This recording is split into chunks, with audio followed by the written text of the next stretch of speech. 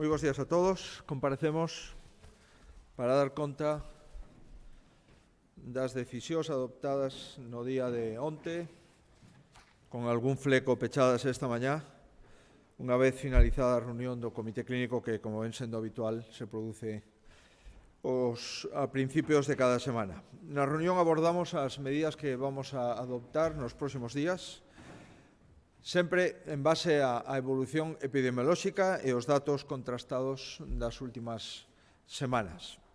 Neste sentido, como ven sendo habitual, se os parece, comenzamos dando os datos da pandemia coa información de onte pola noite. Ás 20 horas do día de onte tiñamos casos activos, 2.658 casos activos en Galicia, o que supón un 88% menos do que tiñamos en xaneiro, pasando de 22.608 a estos 2.658, un 88% menos. No caso da UCI pasamos de 198 pacientes a 58 que se atopaban onte nas UCIs, despois no día de onte de ter 7 altas.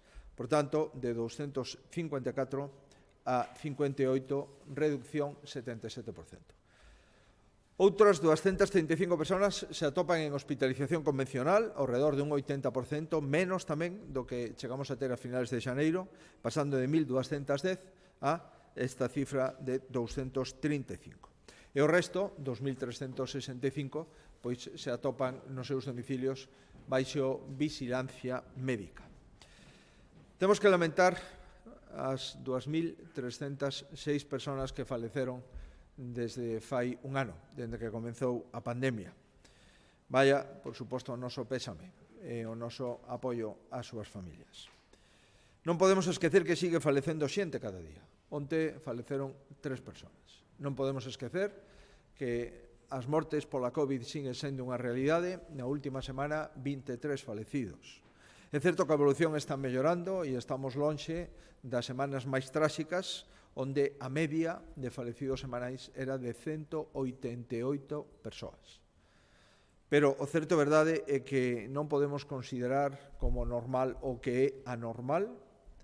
Número de mortes diarias, aínda que sexan poucas, son falecementos, son vidas humanas, e, por tanto, debemos de pelexar para salvar cantas máis vidas posibles mellor. Como así fixeron 110.193 galegos que sufriron a COVID e a superaron.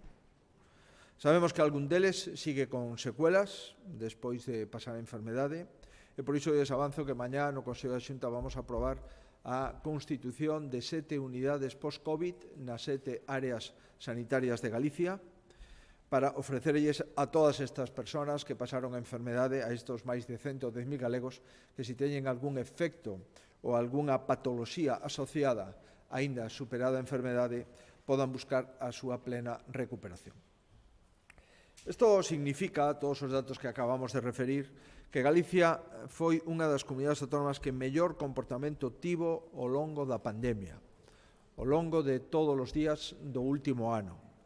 E somos a de menor incidencia en mortalidade de toda a península. Galicia é a comunidade autónoma peninsular onde menos falecidos levamos no último ano, é dicir, na totalidade do período pandémico. Ao mesmo tempo, seguimos ser unha das comunidades autónomas con maior risco, dado que a porcentaxe de población susceptible de coller o virus é todavía moi baixa en relación coa media de España e en relación con outras comunidades autónomas con unha porcentaxe de inmunización natural moito maior, porque o número de persoas que colleron o virus tamén é moito maior. Ademais destos máis de 110.000 galegos que superaron a enfermedade, temos 256.000 persoas vacinadas, das cuales 95.809 están vacinadas coas 2 doses. Por tanto, entre os vacinados coas 2 doses e os que superaron o COVID, temos 206.000 persoas inmunizadas, o que significa tan só o 7,6% da poboación galega. Por tanto, estas son as nosas fortalezas. Somos a comunidade autónoma con menor mortalidade de España. Seguimos sendo durante toda a pandemia, pero eso, lóxicamente, dado que a vacina aínda non ten o ritmo que nos gustaría, nos fai máis vulnerables por menor inmunización natural, é dicir, por menor inmunización por ter a enfermedade superada. Decíamos da vacina, os avances da vacinación nos están permitindo ir disminuindo, eso sí, pouco a pouco o risco.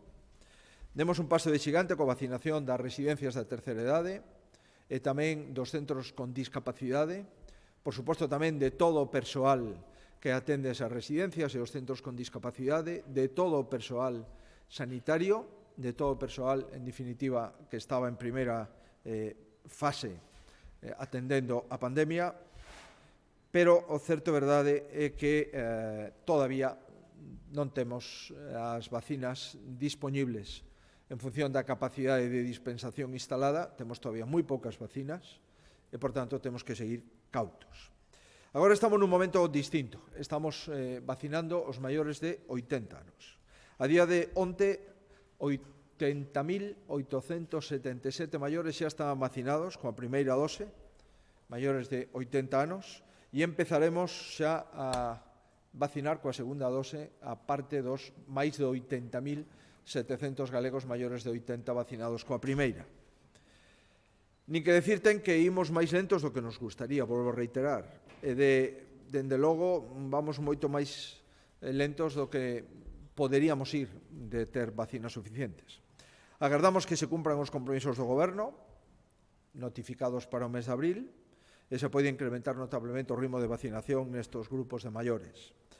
O noso obxectivo, cos datos de hoxe, considerando o número de vacinas que o Goberno nos notificou para mes de abril, se se cumpre ese número, entendemos que poderíamos inmunizar a toda a población de máis de 80 anos antes de que remate o mes de abril. Ese é o obxectivo co que traballamos e solamente depende de que o número de vacinas notificadas se cristalicen, se concreten e nos cheguen semana a semana do mes de abril. E así, a finales de abril, principios de maio, poderíamos empezar a inmunización dos maiores de 70 anos, creemos a principios do mes de maio. Non é unha cuestión menor. Por qué? Porque o 90% dos falecidos a causa da pandemia tiveron máis de 70 anos. Por tanto, o salto cualitativo, que sería ter completada a inmunización dos maiores de 70 anos, suporía un impacto definitivo na mortalidade da pandemia e unha disminución constante e continua no número de persoas que falecerían nos próximos meses. En canto ao resto da poboación, estamos no compás de espera, como todo o mundo sabe. En as próximas 2 semanas teremos información sobre a paralización da aplicación da vacina de AstraZeneca. Comprendemos a prudencia, creemos que é necesario facer, eso sí, canto antes, os estudos para evaluar os pacientes afectados con efectos secundarios, algúns deles, lamentablemente, falecidos. Temos que ofrecer certezas e poder planificar de novo con máximas garantías o sistema de vacinación. Os cidadáns deben poder afrontar con máxima confianza o proceso de vacinación, tanto coas vacinas de AstraZeneca como coas vacinas que están neste momento en fase de estudo e que aínda non se autorizaron pola Axencia Europea do Medicamento. Mentras tanto, como digo, ante un momento crucial no que estamos, é preciso seguir en manter o máis baixo posible a incidencia do virus en Galicia, pola razón de ser unha das poblacións menos inmunizadas da península, que todo isto trae causa de ser unha das comunidades autónomas e dos territorios onde conseguimos o menor ratio de falecementos por 100.000 habitantes de toda España peninsular. Temos que agradecer o esforzo de todos os galegos, porque de momento os datos reflicten que se incrementa paulatinamente durante os últimos meses a responsabilidade, a autorresponsabilidade dos galegos e os resultados a nivel xeral son bons. Temos que dicir que estamos contentos cos resultados da pandemia en todos os índices e en todos os comportamentos a nivel xeral do territorio galego. Así, a incidencia acumulada a 14 días está en 76,9 por 100.000 habitantes fronte a 127,8 na media de España. Recórdolles que chegamos a registrar unha tasa de 779 casos por 100.000 habitantes. Hoxe estamos na 10ª parte, en 76,9. A 7 días a incidencia de Galicia está en 35,3 e en 60 a media estatal. En canto a presión hospitalaria, somos a segunda comunidade autónoma con menor ocupación de UCI, con menos do 8% por debaixo do 20% de media estatal. Por tanto, de todas as camas de UCI, só 8 están ocupadas por patoloxía COVID, mentras que na media do Estado están máis de 20 camas ocupadas por patoloxía COVID. Respecto á hospitalización convencional, o número de camas ocupadas por patoloxía COVID é do 3,4% en Galicia, do 6,67% en España, o doble. Seguimos coa nosa política de test e máis test. Máis de 55.800 test fixemos na última semana. Somos a comunidade autónoma con máis test realizados nas últimas semanas e nos últimos meses nos movemos entre a primeira ou a segunda comunidade autónoma con máis test de PCR ou test de antíxenos, en definitiva, con máis diagnósticos previos, preventivos, para acadar estes bons resultados epidemiolóxicos. Gracias a isto, Galicia é a segunda comunidade autónoma con menor tasa de positividade, o 2,1%, só por debaixo de Baleares. Perdón, só por encima de Baleares. Estamos, por tanto, nunha situación, insisto, comparada coa nosa propia biografía da terceira onda e comparada coa situación das comunidades autónomas de España, estamos nunha situación salientable, en positivo, grazas, sin dúbida, ao esforzo dos galegos que cada vez cumplen mellor, grazas ás forzas e corpos de seguridade do Estado que cada vez vixilan con máis intensidade, especialmente a Policía Local e o resto de forzas e corpos de seguridade, e grazas tamén aos sectores máis afectados, como o sector da hostelería, o sector do comercio, etc. Pois ben, a vista dos datos, constátase que se ten ralentizado, eso sí, o ritmo de baixada, como xa apuntábamos o pasado xoves, pero non se teñen producido importantes repuntes despois de ter iniciada a apertura, que recordarán, iniciamos o 17 de febreiro, ampliando o horario do comercio e apertura de espazos culturais, e continuamos o 25 de febreiro ampliando a hostelería ata as 18 horas, cun porcentaxe de aforo en terrazas e no interior entre o 50 e o 30%. De feito, como xa coñecen, tras a última revisión, só 3 concellos están en nivel de restricción máxima e o 90% dos concellos, que representan o 85% da población, ten unha incidencia por debaixo de 150 casos por 100.000 habitantes nos últimos 14 días. Por tanto, temos o 85% da población nun estadio de número de casos por 100.000 habitantes que se aproxima ao estadio que pretendemos continuar e instalar e consolidar para toda Galicia. Isto que significa, os reitero, que os galegos maioritariamente están actuando cada vez con maior responsabilidade e que o proceso de apertura gradual, medido e paulatino debe de seguir. E ese manual de un proceso gradual, proporcional e paulatino é o manual que vamos a seguir e que seguiremos ata a finalización da pandemia. Non lles oculto, por suposto que nos gustaría ir máis rápido, a todos nos gustaría ir máis rápido, pero tamén creo que o máis responsable e o máis eficaz é actuar con cautela para poder iniciar e ampliar procesos de apertura sin volver cara atrás para procesos de peche que sempre son moi nefastos para a economía e moi dolorosos para o comportamento social. Temos que evitar un repunte de contaxios e unha cuarta ola, que, como saben, empeza a ser un risco certo en algúns países da Unión Europea, a cuarta ola. Por iso a prudencia vai seguir guiando a apertura e a prudencia vai a seguir guiando as decisións que onte o Comité Clínico, o Goberno, e nomeadamente a Consellería de Sanidade, acordamos.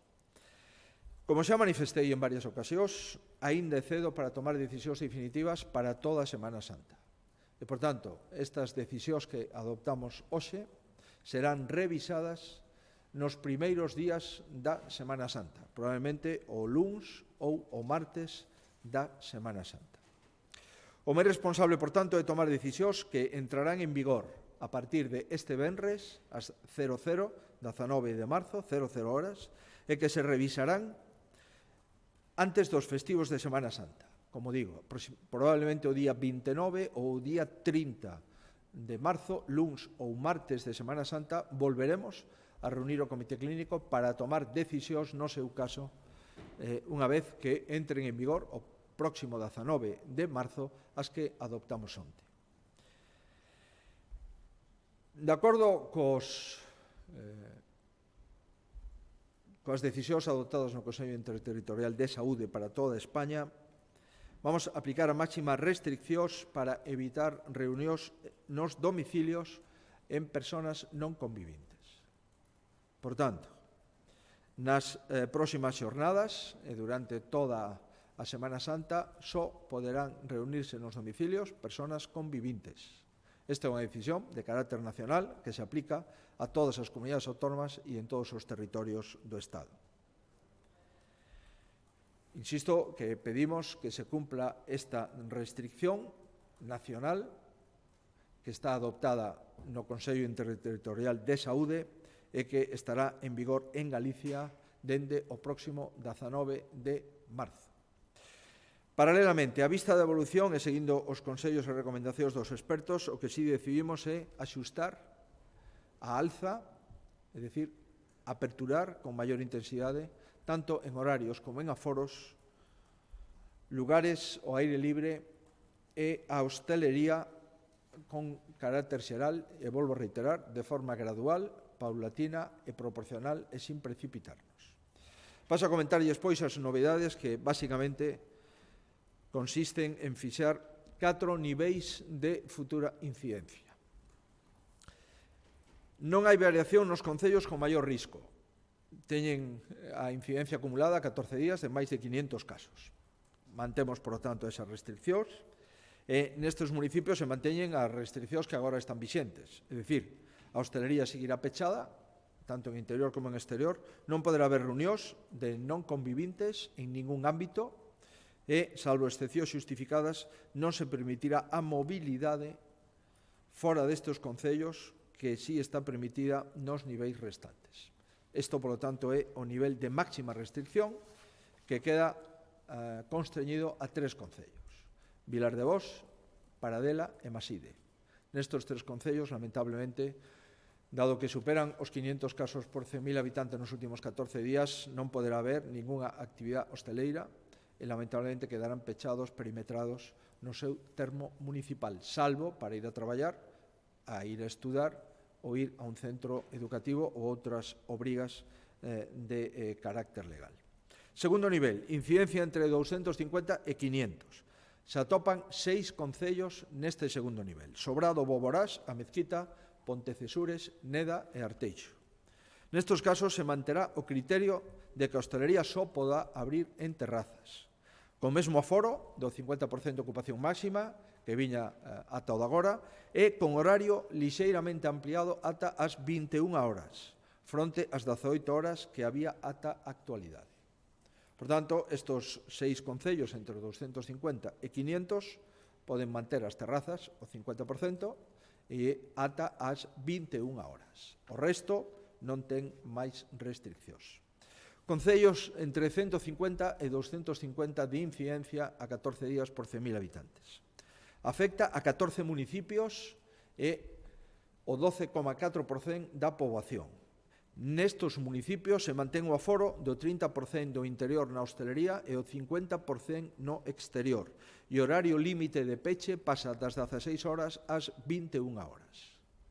Os concellos que están afectados con este límite de horarios e de aforos son Boimorto, A Coruña, Culleredo, Mugardos, Ponteceso, Valdoviño, Bergón do Laxe, Chantada, Guitiriz, Pantón, Sober, Soutomayor e Coles. Insisto, nestes concellos Poderá manterse a hostelería aberta ata as 21 horas, pasando das 18 ata as 21 horas, 30% no interior, 50% no exterior.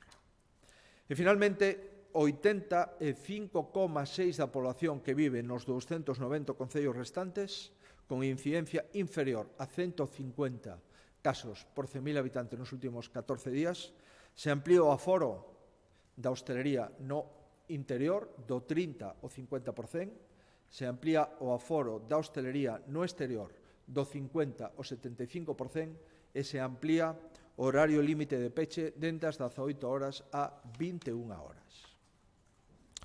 En consonancia coa revisión e con esta metodoloxía que acabamos de trasladarlles, outras actividades tamén van a ter unha actualización de aforos que en ningún caso superarán o 50%. Estamos referíndonos a instalacións deportivas, a centros culturais, a lugares de uso. Utilizaremos a mesma metodoloxía que para a hostelería, é dicir, distinguindo entre 150 e 250 e distinguindo de 150 hacia baixo. Dos de 150 hacia baixo, os aforos entendemos que teñen un 50% garantido. En todo caso, vamos a tentar publicar a orde e a normativa que rexirá a partir do 19 de abril esta mesma tarde e noite para ter o mércores e o xoves e poder adaptarse e amoldarse os novos horarios, os novos aforos e as maiores aperturas que decidimos na reunión de onte. A maiores, e seguindo as obrigas e recomendacións acordadas a nivel estatal no Consello Interterritorial de Saúde, convén recordar que Galicia continúa pechada perimetralmente, de tal xeito que só se pode saír da comunidade coas excepcións establecidas, que o toque de queda permanece ata as 22 horas, e as reunións quedan limitadas a 6 persoas no exterior e a 4 persoas no interior. E reiteramos, están prohibidas as reunións de non convivintes nos domicilios, de acordo coa propia normativa nacional. Estamos, por tanto, a proseguir nunha cautelosa apertura. Vamos a seguir dando pasos adiante en cuestións como reunións e horarios da hostelería. E unha vez máis quero mandar unha mensaxe de prudencia. Será unha ponte de San Xosé distinta a que nos gustaría. Non imos a poder facer todo o que queríamos, pero seguro que imos a facer moitísimas máis cousas das que fixemos na ponte de San Xosé o pasado ano.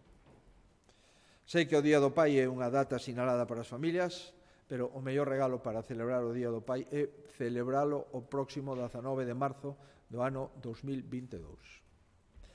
O virus, insisto, non baixa a garda, o coñecemos, é un virus resistente, non entende de datas nin festivos e, por tanto, temos que seguir actuando con sentidiño, tendo en conta que estes esforzos que hoxe seguimos facendo contribúen a salvar vidas, contribúen a avanzar na recuperación económica dos sectores máis castigados e contribuyen, en definitiva, á recuperación da vida social que perseguimos. Seguimos dando pasos adiante na apertura paulatina, proporcional, gradual, prudente, comedida. E a finais de mes, insisto, o día 29 ou 30 de marzo, volveremos a reunirnos, miraremos e evaluaremos os datos destos de días, dende o día 19 que entran en vigor, ata o día 29, día 30, e seguiremos adoptando decisións. Nos gustaría que esas decisións fosen para seguir avanzando.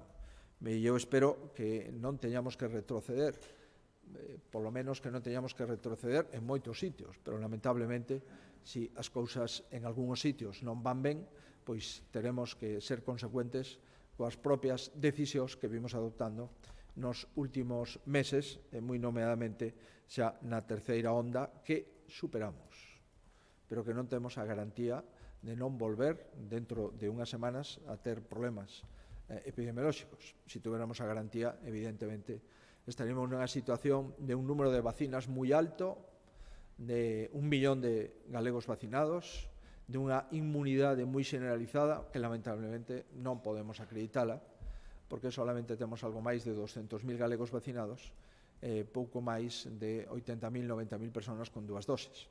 Por tanto, aínda queda moito traballo por facer, moito camiño por percorrer, e seguimos mantendo unha mensaxe de cuidados individuais e colectivos, que é a mellor forma de sair desta situación onde empeza a verse o final do túnel. Mais nada, moitísimas gracias, quedo a disposición se hai algunha aclaración, e se non, pois o Consello de Sanidade, ao finalizar o rol de prensa, pode respostar a calquera dúbida que podan plantexar. Moitas grazas.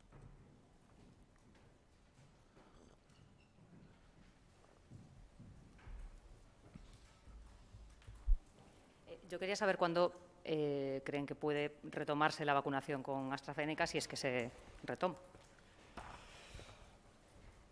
Bueno, es evidente que los casos que se han detectado en la Unión Europea y probablemente en otros lugares del mundo han sido un contratiempo no menor en el proceso de vacunación de menores de 55 y, por tanto, de seguir avanzando en la inmunización de los ciudadanos. Estos días la Agencia Europea del Medicamento sigue reafirmando que, en opinión de la agencia, la vacuna es segura, la vacuna es fiable, es una vacuna efectiva contra el virus y trae muchos más beneficios que perjuicios. Pero lo cierto y verdad es que han aparecido una serie de pacientes. Por la información que tenemos, hay 3 en España. Una de esas pacientes, lamentablemente, ha fallecido. Hay que ver, como es natural, cuál es la causa definitiva de ese fallecimiento, qué interacciones, en el caso de que se confirmen, pueda tener esa vacuna, y lo que hacemos es aguardar a que se esclarezcan los hechos. Pedimos, eso sí, la mayor celeridad para el estudio pormenorizado de los efectos secundarios que algunos ciudadanos han advertido, y en lo que se refiere a Galicia, pues las 90.000 personas vacunadas con AstraZeneca pues están con un seguimiento. Sabemos perfectamente, lógicamente, quiénes son, están en su historia clínica, y les pedimos que ante cualquier atisbo de dolor de cabeza o patologías o sintomatología similar se pongan en contacto inmediatamente con su médico de cabecera o directamente con el Servicio de Salud. Pero insisto, es un contratiempo no menor. Debemos de estar absolutamente cautelosos, pero también debemos de examinar los casos detectados, dado que son casos entre millones de ciudadanos vacunados. Debemos de detectarlos, examinarlos con celeridad, porque nos jugamos no solamente los efectos secundarios de la vacuna, nos jugamos sin ninguna duda la inmunización de millones de personas, que no es un tema menor. Bos días, presidente. Quería preguntarlle sobre as medidas que acaba de anunciar, si a prohibición das reunións nos domicilios privados solamente son para a Ponte de San Xosé ou van a pervivir ata a Semana Santa. Nese caso, si a semana que ven non vai haber comité clínico, estas medidas van a durar estes 2 semanas e vanse revisar precisamente esa primeira semana de Semana Santa. E, finalmente, sobre este aspecto, si a revisión que se faría ese 29 ou 30 de marzo entraría en vigor o propio 1 de abril, xoves santo. Eso en canto ás medidas. Por outro lado, onte anunciaba o Consello de Ministros que iba a solicitarlle un informe ao Consello de Estado sobre a Lei de Saúde de Galicia, que acaba de ser aprobada no Parlamento de Galicia. Como acolle o Goberno galego este posible recurso de inconstitucionalidade e se pode supor un varapau para as actuacións que ten previstas a Xunta coa lei? Graciñas. Vamos a ver, en relación coas reunións nos domicilios, hai un acordo nacional, por suposto que é discutible, pero ese é o acordo nacional, de que se sea moi cauteloso coas reunións de persoas non convivintes nos domicilios. Nos asumimos o acordo maioritariamente alcanzado no Consello Interterritorial e, polo tanto, pois, en Galicia, igual que no resto de España, están prohibidas as reunións de persoas non convivintes nos domicilios. Si hai algunhas posibilidades de estar con non convivintes é no ámbito da hostelería, tanto en terrazas ata un máximo de 6 personas, como no interior ata un máximo de 4 persoas. Pero nos domicilios están prohibidas ese tipo de reunións. Período. Por a nosa parte, este período empeza o día 19, cando entre en vigor todas estas medidas, e terán vixencia durante toda a Semana Santa. Por tanto, esta é unha unha medida que non vamos a mudar, é unha medida restrictiva, pero que, unha vez que se aceptou para toda España, nos parece que andar baixando e subindo en esta medida concreta non ten moito sentido. E, ademais, insisto, todavía temos que ser prudentes en relación a este asunto. Non veño a decir eu categóricamente que non haxa reunión do Comité Clínico ata o día 29. O que quero decir é que con carácter xeral non faremos novas medidas ata o día 29 e 30, onde volveremos a analizar, dado que pasarían os 10 días, a partir do día 19 de marzo, ese período epidemiolóxico de 10, 11, 12 días, volveríamos a revisar a situación completa de Galicia. Pero non prexuzgo que o día 22 ou 23 de marzo, se hai algunhas novedades ostensibles por baixadas ou subidas, pois que pode haber algúns axustes nos concellos, pero iso xa é unha operación máis mecánica e máis automática. Se hai concellos destos tres que están en máximas restriccións que baixan de 500, pois entraremos nunha situación do seguinte escala. No caso de que haxa concellos que baixen de 150 e agora están por riba, pois entrarían en outras maiores facilidades na hostelería e nos aforos. Pero con carácter xeral, o Comité Clínico non vai adoptar medidas para toda Galicia no que se refire a foros, a toque de queda ou a outras cuestións globais ata que pasen os 10-12 días, como vemos facendo con carácter habitual nos últimos meses. A outra cuestión era o posible recurso. Bueno, vamos a ver. Certamente nos sorprende que o Goberno, pois, antes de chamarnos, e antes de reunirnos, e antes de establecer unha comisión bilateral, pois, decida unilateralmente pedir un informe ao Consello de Estado. Supoño que, en todo caso, non tomará ningunha decisión sobre plantexamento de ese posible recurso sin reunirnos nunha comisión bilateral, como ven sendo habitual, sempre que hai algunha discrepancia desde o punto de vista de leis que aproba o Parlamento da Comunidade Autónoma. O que si lle podo asegurar é que a asesoría xurídica está convencida, e o Goberno tamén, de que non infrinximos ningunha lei estatal, nin, por suposto, a Constitución. O que facemos é encher un vacío legal que o Goberno central se negou a encher aprobando unha lei para xestionar a pandemia. E o que si facemos é protexer a saúde e a vida dos galegos, que é a nosa responsabilidade. Por suposto, reitero, non obrigamos a vacinar a ninguén e me limito a reiterarlles a lectura correcta, contextualizada do artigo onde se fala disto. E nese artigo se di, no caso de que fora obrigatoria a vacina, pero eso non nos corresponde a nós tomar esa decisión porque non temos competencias.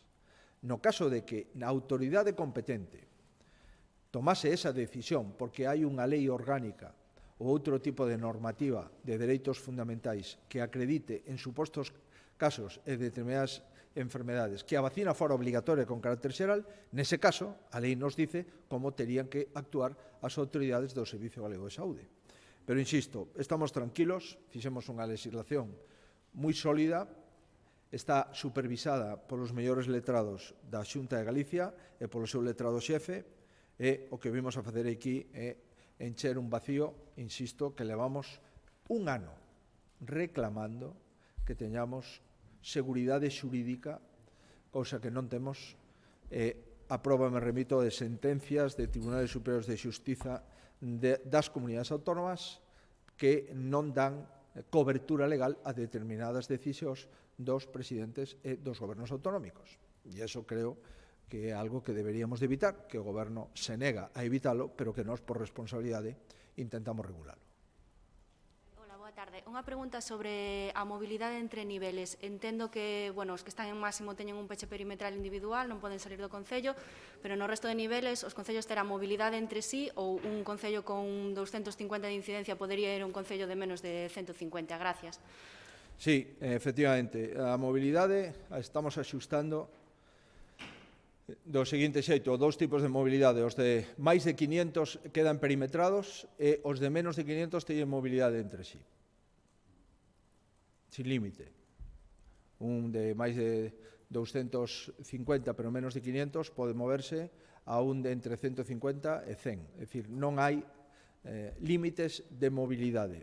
O que hai son límites nos aforos e nos horarios da hostalería. Pero non hai límites de mobilidade en toda Galicia por entender que a situación da comunidade autónoma é unha situación global, pois francamente positiva. Estamos falando de unha media a 14 días en Galicia de 77 por 100.000 habitantes nos últimos 14 días e unha media a 7 días de 37.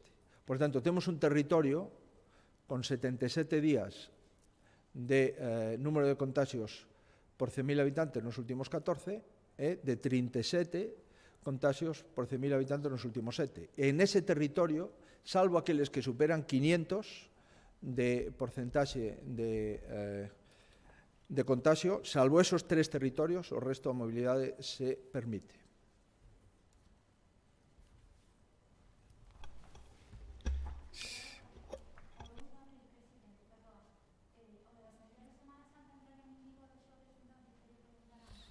Bueno, si nos reunimos o luns, pois normalmente sempre deixamos 48 horas para tomar efectividade, non? Entendemos que podrían entrar o mércoles ou o xoves, sí, podrían. Insisto, no caso de que haxa medidas novas. As medidas novas poden ser de unha certa apertura en algún parámetro ou, no caso de que durante estes 12 días vexamos que a incidencia sube, pois pode haber tamén algún reaxuste. Por tanto, o que estamos convencidos é que tomar decisións nunha pandemia con 12 días de antelación para regular un momento tan especial de interacción como é a Semana Santa, nós non compartimos esa decisión. E, por tanto, nos volveremos a reunir o luns ou o martes santo para focalizar e tomar decisións en función da situación de cada concello e situación global da comunidade autónoma. Sí, presidente, nos traslada a La Sexta una pregunta. Si cree que Galicia es el lugar indicado para la fábrica de baterías de litio. Mire, una fábrica de baterías no es un hecho que se pueda frivolizar. Estamos hablando de centenares de millones de euros de inversión. Y para fabricar baterías, lo primero que necesitamos es tener un acuerdo con los futuros compradores de esas baterías, que son los constructores de vehículos. Y una vez que tengamos un acuerdo con los constructores de vehículos, que estos constructores, con otros socios, hagan inversiones millonarias. Por tanto, no es una cuestión para improvisar y mucho menos para frivolizar con algo tan importante como es para un país una fábrica de baterías. Lamentablemente, España perdió el acuerdo inicial que suscribió Francia y Alemania para hacer 2 fábricas de baterías, una en la frontera francesa con Alemania y otra en la frontera alemana con Francia. Perdió ese ritmo y ahora estamos escuchando alguna opción y anunciando cosas que después se matizan, dado que primero se anuncia una fábrica de baterías en una comunidad autónoma y después se dice que no, que cualquier comunidad autónoma puede presentar una propuesta. Pero se sabe perfectamente que si una multinacional del sector de la automoción socia de esa fábrica de baterías, eso simplemente es un canto al sol. Sobre lugares para ubicar fábricas, mire, nosotros tenemos la fábrica con mayor productividad de vehículos de España en este momento, la ubicada en Vigo, PSA, Peugeot, Citroën, Opel, Fiat, etc. Y un ecosistema de más de 25.000 empleos de empresas de componentes de automóvil. En esta factoría en Vigo se está sacando vehículos 100% eléctricos. Hay un taller de baterías en la propia fábrica de PSA, Peugeot, Citroën, Opel. Por tanto, lo que necesitaríamos era, en primer lugar, saber si el Gobierno ya tiene tomada la decisión de participar con dinero público en una fábrica de baterías en Cataluña y, en segundo lugar, en el caso de que no la tenga tomada esa decisión, que el Gobierno y la Xunta de Galicia podamos contactar con empresas constructoras de vehículos y podamos pulsar si tienen interés en ubicarla en Galicia. Desde luego, Galicia, desde el punto de vista de las condiciones del sector del automóvil y de las propias condiciones de la fábrica PSA Peugeot Citroën, que está montando motores 100% eléctricos, sin duda es uno de los territorios mejor preparados y con mayor disposición para poder ubicar una fábrica de baterías. En mi opinión, serviría tanto a España como a Portugal y estaríamos dentro de una multinacional del sector de la automoción que viene a hacer una fusión histórica con otras marcas y otros modelos de vehículos que antes pertenecían, insisto, a otras marcas y que ahora están dentro del perímetro de PSA Peugeot Citroën. Unha última dúbida que nos traslada a la región. Cando fala de reunións de non convivintes na hostelería, pregunta se entende que estas reunións tamén son permitidas no exterior, en parques, nas rúas, en no monte, por exemplo, se están permitidas as reunións de 6. Sí, entendo que sí. Se hai algún erro, pois o podemos ver na redacción que vamos a facer esta tarde e noite das normas, pero entendo que sí. Ao mesmo criterio de número de persoas non convivintes no exterior se aplica na hostelería e en outros momentos de esparcimento e de contacto social. Moi ben, pois moitísimas gracias polo seu interés para informar. Seguimos traballando.